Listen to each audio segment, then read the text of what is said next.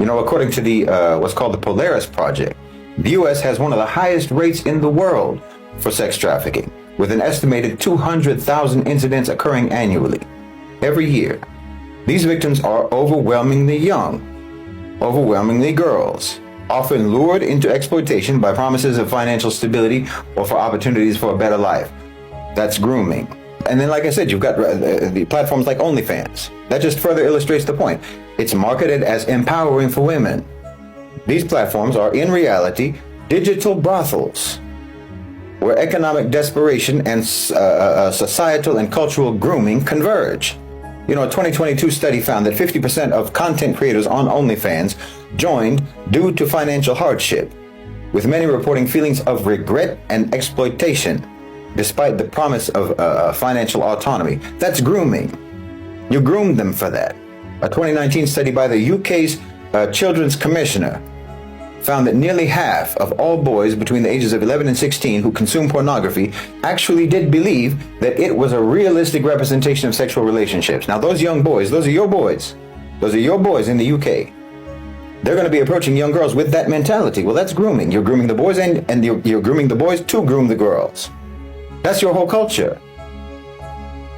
Pornography increasingly caters to themes that fetishize youth and power imbalances. You know, you've got categories like teens and stepdaughters. These dominate platforms like that.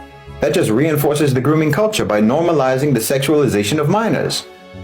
And incest. The impact of this consumption is profound on your young people. It influences their individual behavior and it influences societal norms. This is all reflective of the fundamentally amoral and immoral society of your culture, of your so-called civilization. Your whole society is a society of grooming and predation. That's your whole system.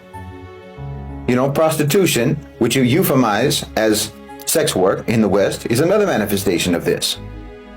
Well, it's marketed by feminists and liberals as some form of empowerment. The reality is far more grim. According to a 2018 study by the International Labor Organization, over 70% of women who are in prostitution in Western countries report that they have histories of sexual abuse, of poverty, and of coercion. These are not empowered choices. These are survival strategies born out of a systemic failure. It's a system of grooming. Like I said, you've got human trafficking, and that fuels that industry. The Global Slavery Index estimates that 403,000 people are living in modern-day slavery in the United States alone. Many of them have been trafficked for sexual exploitation. The commodification of women's bodies is not just a cultural issue, it's a cornerstone of an exploitative economic system and of a culture that has never valued women as full human beings, but only as objects for men to use at will. Western media, obviously, popular entertainment, all of those industries play a pivotal role in sustaining this type of sick culture. Films, music, and advertising, the advertising industry, marketing, and so forth. They glamorize youth and sexual availability while ridiculing modesty and ridiculing chastity.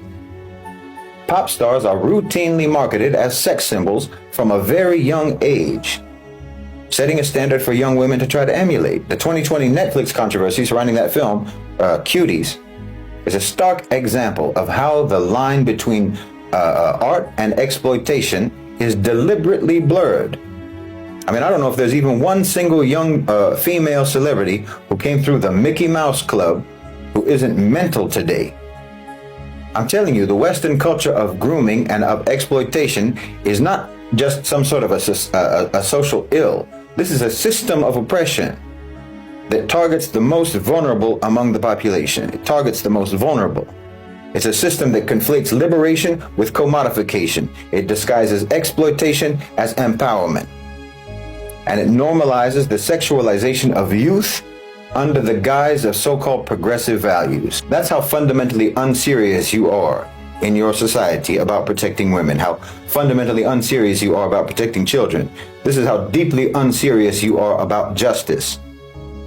And really how deeply committed you are as a culture, as a society, as a so-called civilization to never change, to never evolve, and to never